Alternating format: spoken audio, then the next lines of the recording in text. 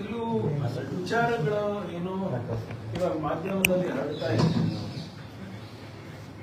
ಅದು ಬಹುಶಃ ಮಾಹಿತಿಯ ಕೊರತೆಯಿಂದ ಅಥವಾ ಬಿಜೆಪಿಯವರ ಅಪಪ್ರಚಾರದಿಂದ ಹರಡ್ತಾ ಇದೆ. ಒಂದೆರಡು ನಿಮಿಷದಲ್ಲಿ ತಮಗೆ ಕ್ರೊನಾಲಜಿ ಹೇಳಿಬಿಡಿ.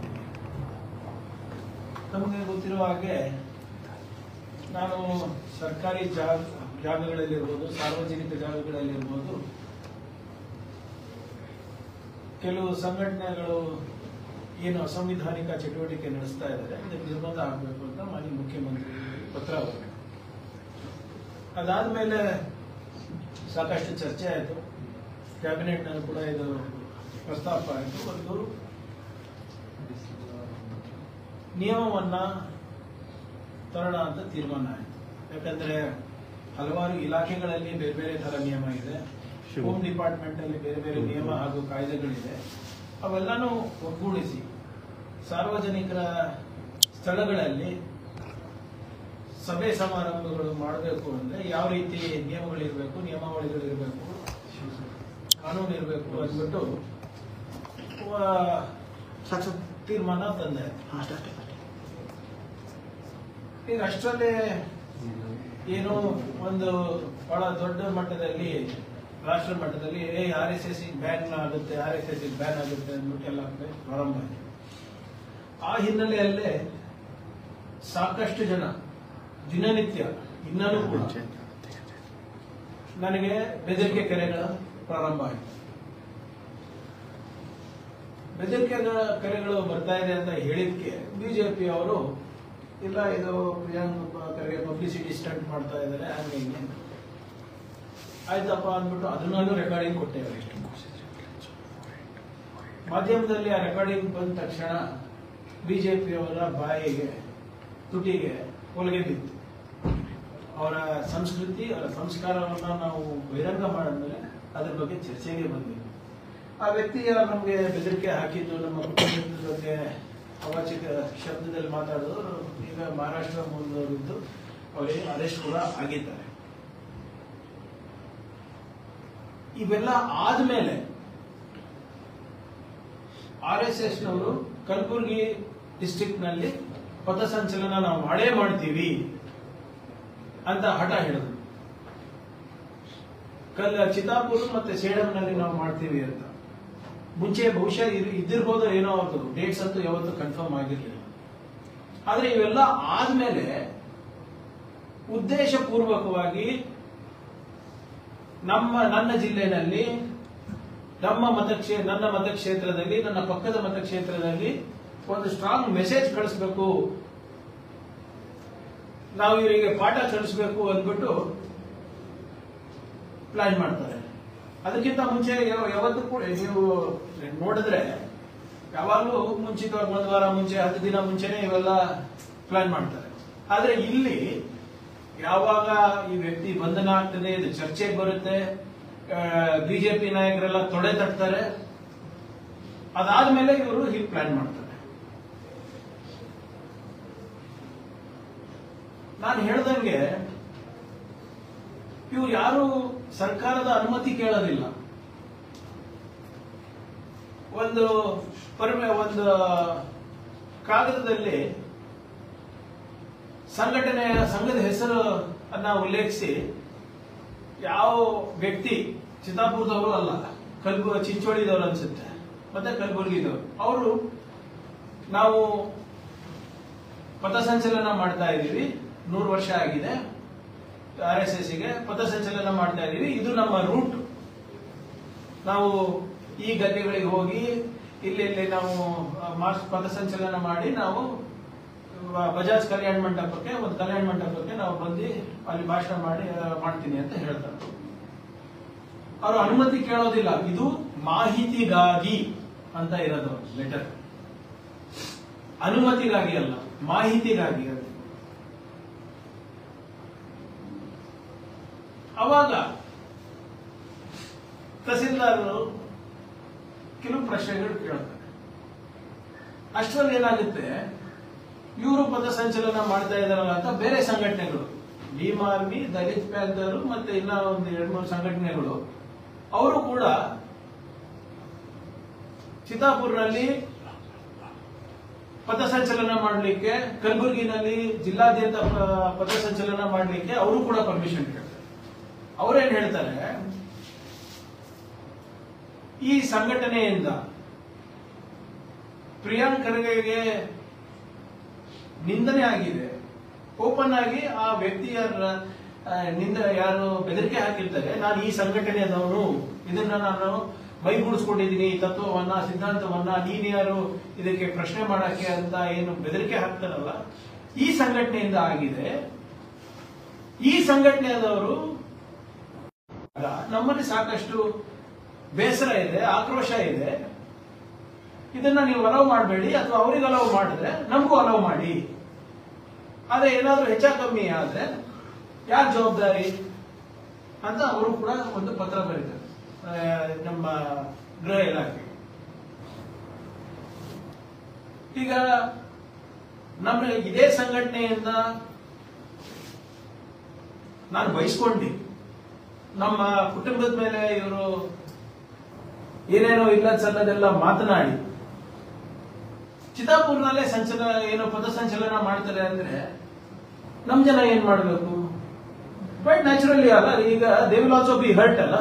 ಈಗ ಅವ್ರ ಹತ್ರ ಒಂದು 10 ಜನ ಇದ್ರೆ, ಬೆಂಬಲಿಗರಿದ್ರೆ, ಅಭಿಮಾನಿಗಳಿದ್ರೆ, ನಮ್ಮ ತತ್ವ ಸಿದ್ಧಾಂತ ನಂಬ್ಕೊಂಡು ಒಂದು 10 ಜನ ಅಭಿಮಾನಿಗಳು ಬೆಂಬಲಿಗರು ಇರ್ತಾರಲ್ಲ, ನಾವೇನೇ ಹೇಳಿದ್ರು ಕಾನೂನಾತ್ಮಕವಾಗಿ ಹೇಳ್ತೀವಿ, ಸಂವಿಧಾನದ ಅಡಿನಲ್ಲಿ ಹೇಳ್ತೀವಿ.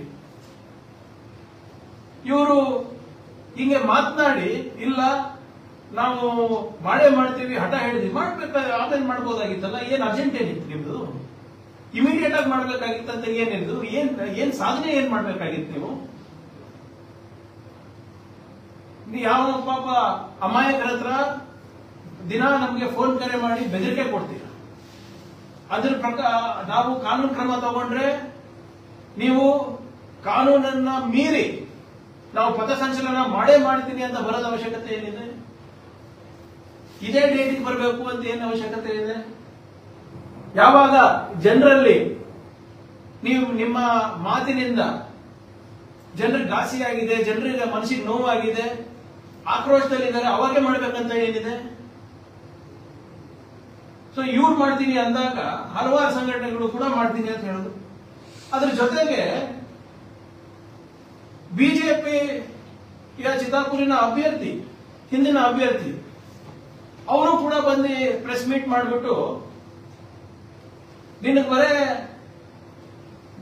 ಫೋನ್ ನಲ್ಲಿ ಬೆದರಿಕೆ ಬರ್ತಾ ಇದೆ, RSS ನವರು ಕಟ್ಟರ್ಪಂಥಿಗಳು, ದೇಶಭಕ್ತರು, ನಾಳೆ ನಿಮ್ಮ ಮನೆಗೆ ಬಂದ್ರು ಬರ್ತಾರಪ್ಪ, ಹುಷಾರಾಗಿರುವಂತಾನೆ.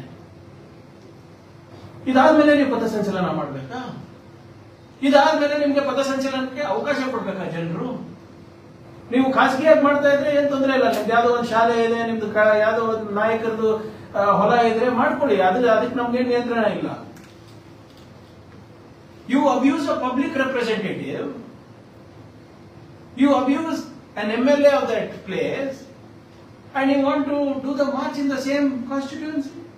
ಏನು ಉದ್ದೇಶ ನಿಮ್ದು? ಶಾಂತಿ ಕದಲಕ್ಕ? ಇದೇನಾ ನಿಮ್ಮ ಸಂಸ್ಕೃತಿ? ನೀವು ದಯವಿಟ್ಟು ನನ್ನ ಮಾಧ್ಯಮ ಸ್ನೇಹಿತರಿಗೆ ಹೇಳಿದ ಕ್ರೊನಾಲಜಿ ನೋಡಿ. ಯಾಕೆ ಇವರು ಅವತ್ತೇ ಮಾಡಬೇಕಾಗಿತ್ತು? ಅವ್ರಿಗೆ ಗೊತ್ತಿಲ್ವಾ? ಜನರಲ್ಲಿ ಈಗ ನಾವು MLA ಆಗ್ಬೇಕಂದ್ರೆ ಒಂದು 50-60 ಸಾವಿರ ಓಟ್ ಹಾಕಿಸ್ಕೊಂಡಿರ್ತೀನಲ್ಲ ಸರ್, ಆ 50-60 ಸಾವಿರ ಜನರಲ್ಲಿ ಒಂದು 5-10 ಸಾವಿರ ಜನನ ನಮ್ಮ ಕೆಲಸ ಮೆಚ್ಚಿ, ನಮ್ಮ ಸ್ವಭಾವಗಳನ್ನ ಮೆಚ್ಚಿ, ಏನೋ ಒಂದು ನಮ್ಮ ಪರವಾಗಿ ಇರ್ತಾರಲ್ಲ. ಈಗ ನೀವು 500 ಜನ ಬಂದ್ರೆ ಅಲ್ಲಿ 5,000 ಜನ ಯಾರು ಕಂಟ್ರೋಲ್ ಮಾಡ್ತಾರೆ? ಈಗ ನಾವೇನು ಪ್ರಚೋದನೆ ಕೊಟ್ಟಿದೀವ ಯಾರಿಗನ್ನ? ಅಥವಾ ನಾವೇನು ಮನವಿ ಮಾಡಿದೀವ ಸಂಘಟನೆಗಳಿಗೆ, ಇಲ್ಲ ನೀವು ಮಾಡ್ರಿ ಅಂತ? ಈಗ ನಿಮ್ಮ MLA ಅಭ್ಯರ್ಥಿ ಬೈತಾರೆ, ನಿಮ್ಮ ಸಂಘಟನೆದವರು ಬೈತಾರೆ, ಮತ್ತೆ ನೀವು ಅಲ್ಲೇ ಪಥಸಂಚಲನ ಮಾಡಬೇಕು ಅಂತ ಇದ್ರಲ್ಲ, ಯಾಕೆ? ಆಮೇಲೆ ಬಹಳ ಸ್ಪಷ್ಟವಾಗಿ ಅವರು ನಾನು ಹೇಳ್ದಂಗೆ ಪರ್ಮಿಷನ್ ಕೇಳ್ತಾ ಇಲ್ಲ ಸರ್ಕಾರದಿಂದ, ಅನುಮತಿ ಕೇಳ್ತಾ ಇದ್ದಾರೆ, ಮಾಹಿತಿ ಕೊಡ್ತಾ ಇದ್ದಾರೆ. ಯಾಕೆ? ಏನ್ above constitution? They are above the law of the land. ಈಗ ಅದಕ್ಕೆ ಅಲ್ಲಿನ ಸ್ಥಳೀಯ ಅಧಿಕಾರಿಗಳು ಒಂದು 11 ಪ್ರಶ್ನೆಗಳನ್ನ ಕೇಳ್ತಾರೆ. ಯಾಕಂದ್ರೆ ಪರಿಸ್ಥಿತಿ ಅಲ್ಲಿ ಗಂಭೀರವಾಗಿದೆ, ವಾತಾವರಣ ಸರಿ ಇಲ್ಲ ಇವ್ರ ಕಡೆಯಿಂದ. ಅದಕ್ಕೆ ಕೇಳ್ತಾರೆ ಸದರಿ ಪಥಸಂಚಲನದಲ್ಲಿ ಎಷ್ಟು ಜನ ಭಾಗವಹಿಸುತ್ತ ಮಾಹಿತಿ ನೀವು ನೀಡಿರೋದಿಲ್ಲ ಅಂತ ಹೇಳಿ ಹೇಳ್ಬೇಕಲ್ಲ. 1000 ಜನ ಬರ್ತಾರ, 2000 ಜನ ಬರ್ತಾರ, 10,000 ಜನ ಬರ್ತಾರ. ಮತ್ತೆ ಎರಡನೇದು ಸದರಿ ಇದು ಯಾಕೆ ರಿಜೆಕ್ಟ್ ಮಾಡಿದೀವಿ ಅಂತ ಅಂಶಗಳು ಕೊಡ್ತಾರೆ. ಸದರಿ ಪಥಸಂಚಲನದಲ್ಲಿ ಚಿತ್ತಾಪುರ ತಾಲೂಕು ಹೊರತುಪಡಿಸಿ ಬೇರೆ ತಾಲೂಕು ಅಥವಾ ಬೇರೆ ಜಿಲ್ಲೆಯ ಎಷ್ಟು ಜನರು ಭಾಗವಹಿಸುತ್ತಾರೆ ಎಂದು ಮಾಹಿತಿ ನೀಡಿರುವುದಿಲ್ಲ. ಯಾಕಂದ್ರೆ ಪರ್ಮಿಷನ್ ಕೇಳಿದ್ದು ಲೋಕಲ್ ಯಾರು ಕೇಳಿಲ್ಲ. ಕಲಬುರಗಿಯಿಂದ ಕೇಳಿದ್ದಾರೆ, ಇನ್ನೊಬ್ಬ ವ್ಯಕ್ತಿ ಚಿಂಚೋಳಿದವರು ಕೇಳಿದ್ದಾರೆ. ಬಜಾಜ್ ಕಲ್ಯಾಣ ಮಂಟಪದ ಆವರಣದ ಮಾಲೀಕರ ಅನುಮತಿ ಪತ್ರ ಸಲ್ಲಿಸಿರುವುದಿಲ್ಲ. ಶಾಂತಿ ಮತ್ತು ಕಾನೂನು ಸುವ್ಯವಸ್ಥೆಗೆ ಧಕ್ಕೆ ಉಂಟಾಗದಂತೆ ಮುಂಜಾಗ್ರತಾ ಕ್ರಮ ವಹಿಸಲು ಒಪ್ಪಿಗೆ ಪತ್ರ ಸಲ್ಲಿಸಿರುವುದಿಲ್ಲ. ಯಾಕೆ ಕೊಡ್ಬೋದಲ್ಲ, ಇದೇನಾದ್ರೂ ಹೆಚ್ಚ ಕಮ್ಮಿ ಅಂದ್ರೆ ನಾವು ಜವಾಬ್ದಾರಿ ಅಂತ. ಲಾಠಿ ಅಥವಾ ಆಯುಧಗಳ ಕುರಿತು ಮಾಹಿತಿ ನೀಡಿರುವುದಿಲ್ಲ. ತಮ್ಮ ಸಂಘದ ನೋಂದಣಿ ಪ್ರಮಾಣ ಪತ್ರದ ದೃಢೀಕರಣ ಪ್ರತಿ ಸಲ್ಲಿಸುವುದಿಲ್ಲ. ಹೀಗೆ ಹಲವಾರಿದೆ. ಸದರಿ ಪಥಸಂಚಲನ ಕಾರ್ಯಕ್ರಮದ ಕುರಿತು ತುರ್ತು ಸಂವಹನ ಕೈಗೊಳ್ಳಲು ಜವಾಬ್ದಾರಿಯುತ 10 ಜನ ಸ್ಥಳೀಯ ಮುಖಂಡರ ಮಾಹಿತಿ ಸಲ್ಲಿಸಿರುವುದಿಲ್ಲ. ಸದರಿ ಪಥಸಂಚಲನ ಕಾರ್ಯಕ್ರಮದ ಮೂಲ ಉದ್ದೇಶಗಳ ಬಗ್ಗೆ ಮಾಹಿತಿ ಸಲ್ಲಿಸಿರುವುದಿಲ್ಲ. ಒಂದೇ ಒಂದು ಪ್ಯಾರಾಗ್ರಾಫ್ ಕೊಟ್ಬಿಟ್ಟು ಮಾಹಿತಿಗೆ ಅಂತ ಹೇಳ್ತಾ ಇದ್ದಾರೆ. ಸರಿನಾ ಸರ್ ಇದು? ಆಮೇಲೆ ಈ ಪ್ರಶ್ನೆಗಳಿಗೆ ಉತ್ತರ ಕೊಡಿ. ಈಗ ಅದಾದ್ಮೇಲೆ ನಿನ್ನೆ ರಾತ್ರಿ ಏನೋ ಕೊಟ್ಟಿದ್ದಾರೆ ಅಂತ ಹೇಳ್ತಾ ಇದ್ದಾರಪ್ಪ. ಏನಂತ ಕೊಟ್ಟಿದ್ದಾರೆ ಅಂದ್ರೆ ಈ 11 ಅಂಶದಲ್ಲಿ ಎಲ್ಲಾನು ಉತ್ತರ ಕೊಟ್ಟಿಲ್ಲ ಅವರು. ಒಂದು ಬಹಳ ಇಂಟ್ರೆಸ್ಟಿಂಗ್ ಏನ್ ಕೊಟ್ಟಿದ್ದಾರೆ ಅಂದ್ರೆ ಅವರ ಸಂಘ ಯಾವುದೇ ರೀತಿಯಾಗಿ ರಿಜಿಸ್ಟರ್ ಆಗಿಲ್ಲ ಅಂತೆ. ಅವ್ರು ಕೊಟ್ಟಿರೋದು ನಂದಲ್ಲ ಮಾಹಿತಿ ಇದು. ಈಗ ಅನ್ರಿಜಿಸ್ಟರ್ಡ್ ಸಂಘಗಳು ನೀವು ಏನಾದ್ರೂ ಪ್ರೋಗ್ರಾಮ್ ಮಾಡ್ತಾ ಇದ್ರೆ ಮಾಡ್ಬೋದಿಲ್ಲ ಅಂತ, ಬಟ್ ಮಾಹಿತಿ ಕೊಡಿ. ಸೊ ಅದನ್ನ ಇವರು ಚಾಲೆಂಜ್ ಮಾಡಿ ಈ ಕ್ಯಾನ್ಸಲೇಷನ್ ಏನಿದೆ, ಸರಿ ಪರ್ಮಿಷನ್ ಏನು ಇವರು ಡಿಕ್ಲೈನ್ ಮಾಡಿದ್ರು, ನಿರಾಕರಣೆ ಮಾಡಿದ್ರು, ಅದಕ್ಕೆ ಅವ್ರು ಕೋರ್ಟಿಗೆ ಹೋಗ್ತಾರೆ. ಇವತ್ತು ಕೋರ್ಟ್ ಅಲ್ಲಿ ಬಹಳ ಸ್ಪಷ್ಟವಾದಂತ ಆದೇಶವನ್ನ ನೀಡಿದ್ದಾರೆ. ಅವರೇನ್ ಹೇಳ್ತಾ ಇದ್ದಾರೆ ಅಂದ್ರೆ, ಲಾ and order is the primary duty of the state to maintain social order. Ultimately, state authorities vested with power make reasonable decision for grant or regulate the request made by citizens or organization. They are best to make ground realities of situation and reach appropriate conclusion for public peace and tranquility. ಅಂದ್ರೆ ಅಲ್ಲಿ ಏನ್ ಹೇಳ್ತಾ ಅಂದ್ರೆ ಅಲ್ಲಿ ಏನ್ argument ನಲ್ಲಿ ಏನ್ ಹೇಳ್ತಾ ಇದ್ದಾರೆ ಅಂದ್ರೆ, ಅಥವಾ ಜಡ್ಜ್ ಅವರು ಏನ್ ಹೇಳಿದ್ದಾರೆ ಅಂದ್ರೆ, ಸಮಾಜದಲ್ಲಿ ಶಾಂತಿ ಕಾಪಾಡುವ ಜವಾಬ್ದಾರಿ ರಾಜ್ಯ ಸರ್ಕಾರದ್ದು. ಹಲವಾರು ಅದಕ್ಕೆ ಉದಾಹರಣೆಗಳು ಇವೆ, ಹಿಂದಿನ ಜಡ್ಜ್ಮೆಂಟ್ಸ್ ಇದೆ. The state authorities vested with power ಅಂದ್ರೆ ಅವರ ಜವಾಬ್ದಾರಿಯಾಗಿದೆ, ಅವರ ಹತ್ರ ಪವರ್ ಇದೆ to make reasonable decision for grant or regulate. ನಮ್ಮ ವಿವೇಚನೆಗೆ ಬಿಟ್ಟಿರೋದು, ಅದು ನಾವು ಏನು ಕೊಡ್ಬೇಕಾ ಅಥವಾ ನಿಯಂತ್ರಣ ಮಾಡಬೇಕಾ, ಅದು ನಾಗರಿಕರು ಇರ್ಬೋದು, ಸಂಘಟನೆಗಳಿರ್ಬೋದು. They are the best to make ground realities of the situation. ಅಂದ್ರೆ ಸ್ಥಳೀಯ ಮಟ್ಟದಲ್ಲಿ ನಿಜಾಂಶಗಳೇನಿದೆ, ಪರಿಸ್ಥಿತಿ ಹೇಗಿದೆ, ಮಾಡಬಹುದಾ ಇಲ್ಲ ಅಂತ ಪಬ್ಲಿಕ್ ಇಂಟ್ರೆಸ್ಟ್ ನಲ್ಲಿ ಅವರು ತಗೋಬೇಕಾಗುತ್ತೆ ಡಿಸಿಷನ್ ಅಂತ ಹೇಳಿದ್ರು. ಸೊ ಅದಕ್ಕೆ ಅವರೇನ್ ಹೇಳ್ತಾರೆ, ಅದಕ್ಕೆ ಅವರ ಜಡ್ಜ್ ಅವ್ರು ಕೇಳ್ತಾರೆ, ಸರ್ಕಾರ ಇದನ್ನ ಕನ್ಸಿಡರ್ ಮಾಡಬಹುದಾ ಮುಂದೆ ಅಂತ. ಅದಕ್ಕೆ ಸರ್ಕಾರ ಕೂಡ ಹೇಳಿದೆ, ಆಯ್ತು ನೋಡೋಣ ಸರ್, ಅವ್ರೇನ್ ಏನು we will see if we can designated place ನಲ್ಲಿ ಏನಾದ್ರು ಮಾಡಬಹುದಾ, ಅದನ್ನ ನಾವು ಕನ್ಸಿಡರ್ ಮಾಡ್ತೀವಿ ಅಂತ ಹೇಳಿದ್ರು. ಸೊ ಅದಕ್ಕೆ ಏನು ಇದು ಆರ್ಗ್ಯುಮೆಂಟ್ಸ್ ನಲ್ಲಿ ಬಹಳ ಸ್ಪಷ್ಟವಾಗಿ ಏನು ಹೊರ ಬಂದಿದೆ ಅಂದ್ರೆ, ಅವ್ರೇನಾದ್ರೂ ಮತ್ತೊಮ್ಮೆ ಅರ್ಜಿ ಹಾಕಿದ್ರೆ ಕನ್ಸಿಡರ್ ಮಾಡಿ ಅಂತ ಹೇಳಿದ್ದಾರೆ. ಸದ್ಯಕ್ಕೆ ಇವತ್ತು ಮಾಡಂಗಿಲ್ಲ. ಇವತ್ತು ಮಾಡಲೂಬಾರ್ದು. Because already we have reported that the environment is not favorable.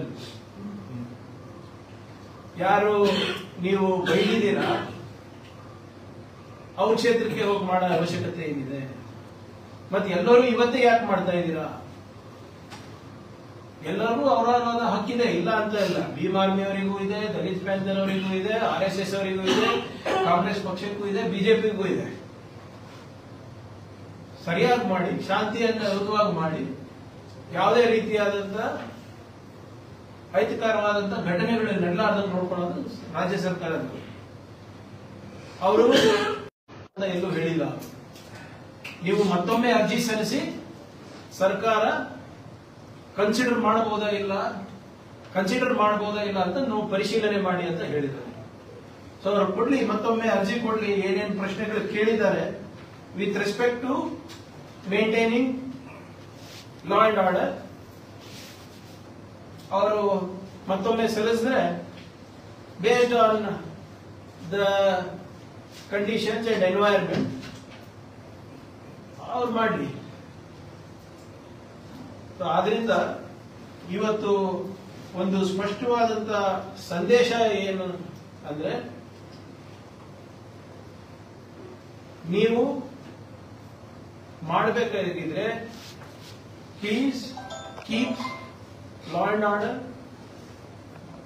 on top of your mind, follow the rules and regulations, follow the law of the land, follow the constitution. ಬಹಳ ಸ್ಪಷ್ಟವಾಗಿ ನಮ್ಮ ಸರ್ಕಾರ ಇದನ್ನ ಮಾಡಬೇಕು ಅಂತ ಮಾಡುತ್ತೆ ಅಂತ ನಾನು ಹೇಳಿಕ್ಕೆ ನಾನು ಬಯಸ್ತಾ ಇದ್ದೀನಿ. Thank you sir. ಈಗ PR ಸಂತೋಷ್ ಅವರು ಈಗ ಟ್ವೀಟ್ ಮಾಡಿರೋದು, ನಾವು ಕಾಂಗ್ರೆಸ್ನ ಪ್ರತಿ ಅಸಂವಿಧಾನಿಕ ನಡೆಯನ್ನ ಸಂವಿಧಾನಾತ್ಮಕವಾಗಿ ಫೇಸ್ ಮಾಡ್ತೀವಿ ಅಂತ. ವಿಜೇಂದ್ರ ಅವರು ಚಿತ್ತಾಪುರದಲ್ಲಿ ಈ ಒಂದು ಅನುಮತಿ ಸಿಕ್ಕಿ ಹೈಕೋರ್ಟ್ ಇಂದ ಮುಖಭಂಗ ಆಗಿದೆ ಅಂತ ಹೇಳಿ ಎಲ್ಲಿ ತೋರಿಸಿ ಇವತ್ತಿರ್ಬೇಕಾಗಿತ್ತಲ್ಲ. ನೋಡಿ, ವಿಜೇಂದ್ರ ಅವರಿಗೆ ಇದೇ ನಾನು ಹೇಳಿದ್ದೀನಿ, ನೀವೇನಾದ್ರೂ ನೀವು ನಿಮ್ ಸ್ವಂತ ಬುದ್ಧಿಯನ್ನ ಉಪಯೋಗ ಮಾಡಿ ಸ್ಟೇಟ್ಮೆಂಟ್ಗಳು ಮಾಡಿಲ್ಲ ಅಂದ್ರೆ ನಗೆ ಪಾಟ್ಲಿಗಿಲ್ಲ. ಸರ್ವಾಧಿಕಾರಿ ಚಿತ್ತಾಪುರ ಆಯ್ತು, ಬಂದು ಸ್ವಾಗತ, ಬನ್ನಿ ಚಿತ್ತಾಪುರಿಗೆ, ನೋಡ್ದಂಗಾಗುತ್ತೆ, ಮಾಡಿ. ಯಾರು ಮಾಡಬೇಡ ಅಂತ ಇದ್ದಾರೆ? ಕರೆಕ್ಟ್ ಆಗಿ ಏನ್ ಅನ್ನೋದು ಪ್ರಶ್ನೆಗಳು ಕೇಳಿದ್ರೆ ಉತ್ತರ ಕೊಟ್ಟು ಮಾಡ್ರಿ. ಸುಮ್ನೆ republic of Kalaburagi, republic of Chittapur, ಸರ್ವಾಧಿಕಾರಿ ಧೋರಣೆ, ಇದು ನಾನ ಕೊಟ್ಟಿರೋದು ಆರ್ಡರ್. ನೀವು ಹೋಗಿದ್ರಲ್ಲ, ಈಗ ಎಲ್ಲಿ ಆರ್ಡರ್ ನಲ್ಲಿ ಎಲ್ಲಿ ಹೇಳಿದೆ ಅಪ್ಪ ಇವತ್ತು ಮಾಡ್ಬೇಕಾಗಿದೆ ಅಂತ? ಇವತ್ತು ತಾನೇ ಇತ್ತು, ತೋರಿಸ್ಬಿಡಿ ಆರ್ಡರ್ ನಲ್ಲಿ. ಅದೇ ಎಲ್ಲಿದೆ ಆರ್ಡರ್? ಮುಖಭಂಗ ಅಂತ ಹೇಳ್ತಾ ಇದ್ದಾರೆ, ಎಲ್ಲಿದೆ? ಯಾರಿಗೆ ಮುಖಭಂಗ? ಕಾನೂನು ಪಾಲನೆ ಮಾಡ್ರಪ್ಪ ಅಂದ್ರೆ ನೀವು. ನಾವು ಈಗ ಪರ್ಮಿಷನ್ ಕೇಳಿದಾರ, ಮಾಹಿತಿ ಕೊಟ್ಟಿದ್ದಾರೆ. ನೀವು ಮಾಹಿತಿ, ನಿಮ್ಗೆ ಪರ್ಮಿಷನ್ ಇಲ್ಲ ಅಂದ್ರೆ ನೀವು ಪೋಸ್ಟರ್ ಹಚ್ತಾ ಇದ್ದೀವಿ. ನೀವು ಅಶೋಕ್ ಅವರು ನಿನ್ನೆ ಟ್ವಿಟರ್ ಅಲ್ಲಿ ಶುಲ್ಕದ ಚೀಟಿ ಹಚ್ಚಿದ್ರು. ಬ್ಯಾನರ್ ನಲ್ಲಿ ಏನಿದೆ? ಡೇಟ್ ಅಂಡ್ ಟೈಮ್ ಇದೆ. When you have not got permission, what you are putting posters for? Permission ಇಲ್ಲ ಅಲ್ಲ ನಿಮ್ಗೆ ಇನ್ನೂ. ಸರ್, ಭೀಮ್ ಆರ್ಮಿ ಅವರು ಕೂಡ ಎಲ್ಲ ರೂಲ್ಸ್ ಗಳನ್ನ ಫಾಲೋ ಮಾಡಿದ್ದಾರೆ. ಅವರು ಪರ್ಮಿಷನ್ ಕೇಳಿದ್ದಾರೆ, ಅವ್ರು ನಿರಾಕರಣೆ ಮಾಡಿದ್ದಾರೆ. ಎಲ್ಲರಿಗೂ ನಿರಾಕರಣೆ ಮಾಡಿದ್ದಾರೆ. ಅದೊಂದು ತಂತ್ರಕ್ಕೆ ಹೋಗೋದು ಬೇಡ. ಜಿಲ್ಲಾ ಆಡಳಿತದವರು, ತಾಲೂಕು ಆಡಳಿತದವರು ಎಲ್ಲಾನು ಕೂಡ ರಿಜೆಕ್ಟ್ ಮಾಡಿದ್ದಾರೆ. ಭೀಮ್ ಆರ್ಮಿಗೂ ಕೊಟ್ಟಿಲ್ಲ, ನಿಮ್ಮ ದಲಿತ್ ಪ್ಯಾಂಥರ್ ಅವರಿಗೂ ಕೊಟ್ಟಿಲ್ಲ, RSSಗೂ ಕೊಟ್ಟಿಲ್ಲ. ಇನ್ನ ಒಂದು ಸಂಘಟನೆ ಯಾವುದೋ ಕೇಳಿದ್ರೆ ಅದು ಅರ್ಜಿ ಟೇಬಲ್ಗೆ ಹೋಗಿಲ್ಲ. ಇನ್ನ 4 ಜನ ಕೊಟ್ಟಿದ್ದಾರೆ, 3 ಜನಕ್ಕೆ ಏನು ಅಧಿಕೃತವಾಗಿ ಕೇಳಿದ್ರು ಅವ್ರಿಗೆ ಕೊಟ್ಟಿಲ್ಲ. ಇನ್ನ ಒಂದು ನಾಗರಿಕರು ಯಾವುದೋ ಒಂದು ಇದು ಕೇಳಿದ್ದು, ಅದು ಲೇಟ್ ಆಯ್ತು, ಅದು ಗಮನಕ್ಕೆ ಬಂದಿಲ್ಲ ಯಾರಿಗೂ. ಬಟ್ ಯಾರಿಗೂ ಕೊಟ್ಟಿಲ್ಲ. ಈಗ ಹೊಸದಾಗಿ ಅವ್ರೇನೋ ಪಕ್ಕ ಸಂಚಲನ ಮಾಡ್ಕೊಂಡು ಮತ್ತೆ ಅವ್ರ ಅರ್ಜಿ ಕೊಡಬೇಕು ಸರ್. ಎಸ್, ಯಾರು ಮಾಡಿದ್ರು ಕೊಡ್ಬೇಕಾಗುತ್ತೆ ಸರ್.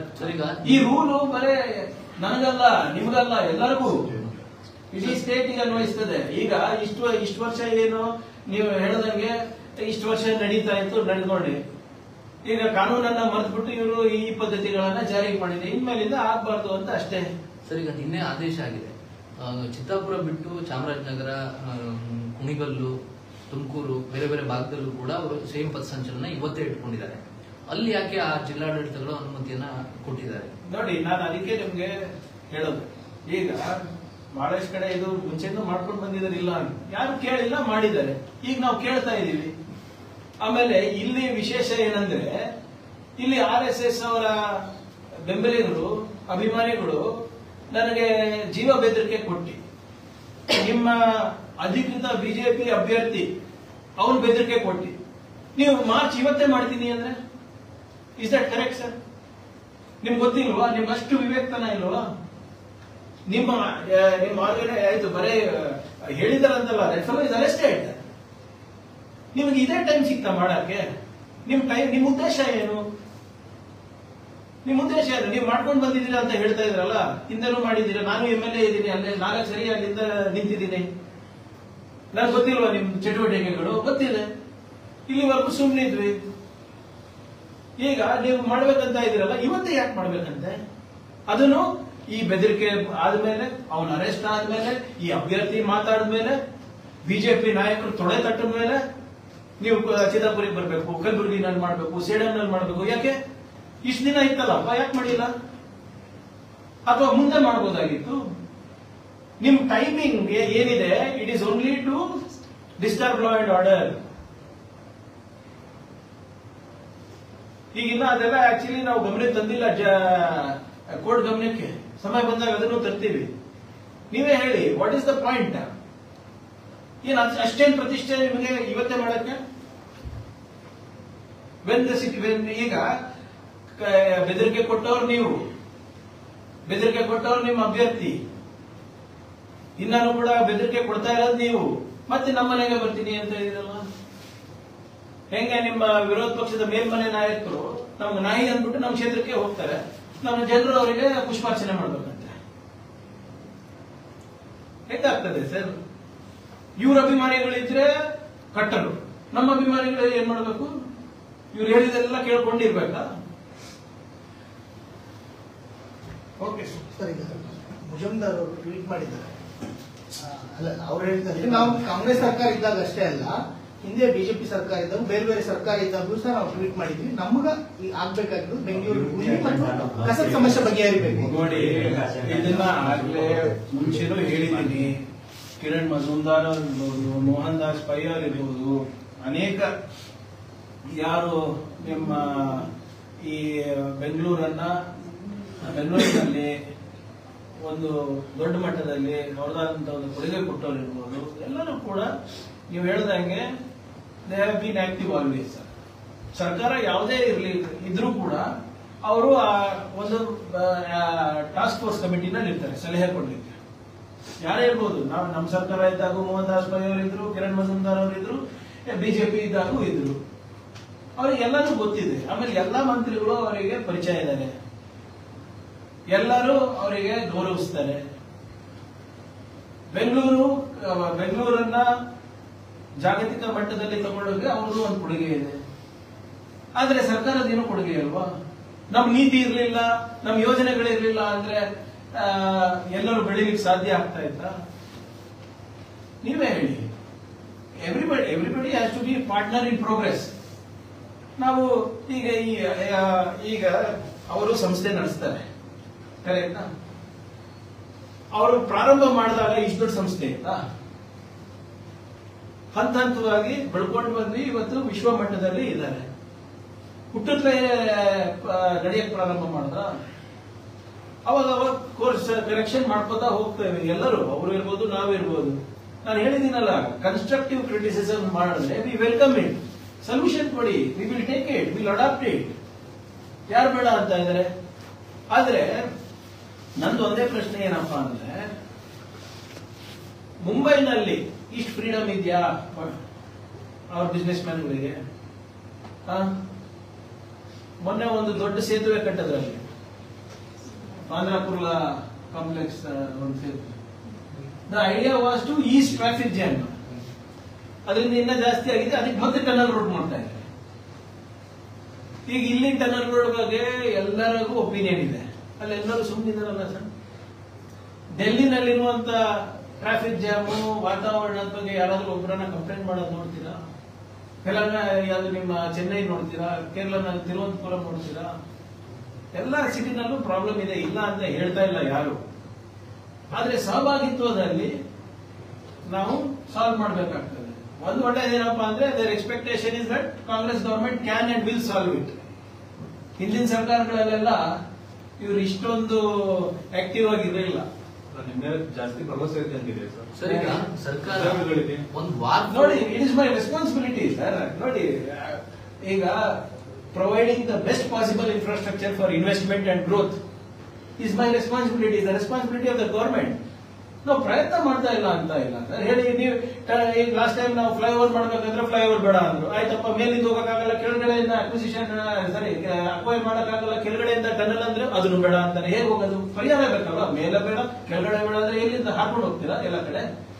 ಸರ್, ಈಗ ನಾವು ಈಗ almost we are in phase 2 96 kilometres metro ನಾವು ಎಕ್ಸ್ಟೆಂಡ್ ಮಾಡಿದೀವಿ. ನಾಳೆನೆ ಬರುತ್ತಾ? ಸಬರ್ಬನ್ ರೈಲ್ನಲ್ಲಿ 69 ಸ್ಟೇಷನ್ ಮಾಡ್ತಾ ಇದ್ದೀವಿ, ನಾಳೆನೆ ಬರುತ್ತಾ? ಈಗ 42 ಕಿಲೋಮೀಟರ್ ಡಬಲ್ ಡೆಕ್ಕರ್ ಇದು ಮಾಡ್ತಾ ಇದೀವಿ, ಫ್ಲೈಓವರ್ಗಳು ಮಾಡ್ತಾ ಇದೀವಿ, ನಾಳೆನೆ ಬರುತ್ತಾ? ನಾವು ಬರೆಯೋದು ಮಾತಲ್ಲ, ನಾವು ಅದನ್ನ ಅಕ್ಷರಶಃ ಪಾಲನೆ ಮಾಡ್ತಾ ಇದೀವಲ್ಲ. ನಾವು ಅನೌನ್ಸ್ ಮಾಡಿದೀವಿ, ಕ್ಯಾಬಿನೆಟ್ ಮೂವ್ ಆಗಿದೆ, ಟೆಂಡರ್ ಬಿಡ್ ಕಟ್ತಿದೀವಿ. It will take time. But sir, ಒಂದು ವಾರ್ ಫುಡ್ ಇದರಲ್ಲಿ ಪ್ಲಾನ್ ಮಾಡೋದಕ್ಕೆ ಯಾಕೆ ಸರ್ಕಾರಕ್ಕೆ ಸಾಧ್ಯ ಆಗ್ತಿಲ್ಲ? ಈಗ ಒಂದು ರೋಡ್ ಅಲ್ಲಿ ಸಿಮೆಂಟ್ ರೋಡ್ ಸ್ಟಾರ್ಟ್ ಆಗಿದ್ರೆ ಅದು 1 ವರ್ಷ ತಗೊಳ್ಳುತ್ತೆ, 1.5 ವರ್ಷ ತಗೊಳುತ್ತೆ. ಅವಾಗ ಅದು ರಸ್ತೆ ಗುಂಡಿ ಅಂತಾನೆ ಅನ್ಸುತ್ತೆ. ಒಂದು ನಿಗದಿತ ಟೈಮ್ ಅಲ್ಲಿ ಈಗ there are problems with coordination with authorities in India only. ಇಲ್ಲಂತಲ್ಲ, ಎಲ್ಲ ಕಡೆ ಸಮಸ್ಯೆ ಇದೆ. Better planning is necessary. ಅದನ್ನ ಯಾರು ತಿರಸ್ಕಾರ ಮಾಡ್ತಾ ಇಲ್ಲ. ಆದ್ರೆ ಏನಾಗ್ತದೆ ಸರ್, ನೀವೇ ಹೇಳಿ, ನೀವು ಒಂದು ಬ್ರ್ಯಾಂಡ್ ಅಂಬಾಸಿಡರ್ ನಮ್ಮ ರಾಜ್ಯಕ್ಕೆ, ನಮ್ಮ ಇಂಡಸ್ಟ್ರಿಗೆ, ನಮ್ಮ ನಗರಕ್ಕೆ. ಎಲ್ಲರೂ ಕೂಡ ನಿಮ್ಮನ್ನ ನಿಮ್ಮ ಮಾತನ್ನ, ಸರ್ಕಾರ ಇರ್ಬೋದು, ನಾಗರಿಕರಿರ್ಬೋದು, ಮಾಧ್ಯಮದವರು ಇರ್ಬೋದು, ಬಂಡವಾಳ ಹೂಡಿಕೆದಾರರು ಇರ್ಬೋದು, ಎಲ್ಲರೂ ಸೀರಿಯಸ್ ತಗೋತಾರೆ. And trust me, we are better than any city. ಈಗ ಮೊನ್ನೆ ನೀವು ಈಗ ನಮ್ಮ ಆಂಧ್ರ ಸಿಎಂ ಅವ್ರ ಮಗ ಏನೋ ಹೇಳ್ತಾರೆ, ಅರ್ಧ ಸ್ಟೋರಿ ಅಷ್ಟೇ ಹೇಳ್ತಾರೆ, ಮಿಕ್ಕಿದ್ ಹೇಳಲ್ಲ. ಎಷ್ಟು ಸಬ್ಸಿಡಿ ಇದು? ಈಗ ನಾನೇ, ನೀವೇನ್ ಹೇಳ್ತೀರಾ, ಈಗ ನಾನು 100% ಸ್ಟೇಟ್ GST ರಿಯಂಬರ್ಸ್ಮೆಂಟ್ 5 ವರ್ಷಕ್ಕೆ ಒಂದು ಕಂಪನಿ ಕೊಟ್ಟರೆ ಸುಮ್ಮನೆ ಇರ್ತೀರಾ ನೀವು? 22,000 ಕೋಟಿ ರೂಪಾಯಿ ಸಬ್ಸಿಡಿ ಕೊಟ್ಟರೆ ಸುಮ್ಮನೆ ಇರ್ತೀರಾ? ಫ್ರೀ ಎಲೆಕ್ಟ್ರಿಸಿಟಿ, ಫ್ರೀ ವಾಟರ್ ಕೊಟ್ಟರೆ ಸುಮ್ಮನೆ ಇರ್ತೀರಾ? ಮಾರ್ಕೆಟ್ ಲ್ಯಾಂಡ್ ಪರ್ಚೇಸಿಗೆ 25% ರಿಯಾಯಿತಿ, ಮಾರ್ಕೆಟ್ ವ್ಯಾಲ್ಯೂ, ಸುಮ್ಮನೆ ಇರ್ತೀರಾ? 15% ಆಂಧ್ರ ಪ್ರದೇಶದವರು ಇಲ್ಲಿ ಕೆಲಸ ಮಾಡ್ತಾ ಇದ್ದಾರೆ.